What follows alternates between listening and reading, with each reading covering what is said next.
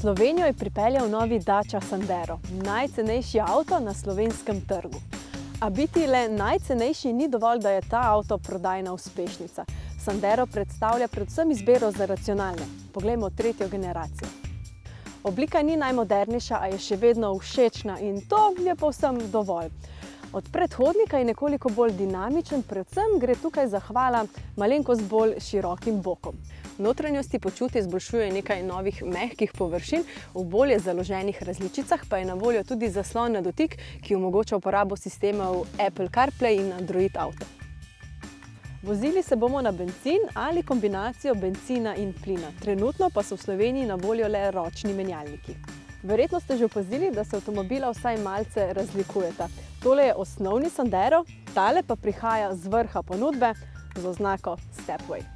Izboljšana prostornost, všečen videz in nekaj novih uporabnih tehnologij pomenijo, da bo Sandero najverjetneje ostal prodajna uspešnica. A glavna zasluga gre nedvomno ceni. Pri nas se cena začne že pri vsega 8 990 evrih, a potem pozabite na kakšen zaslon na sredini.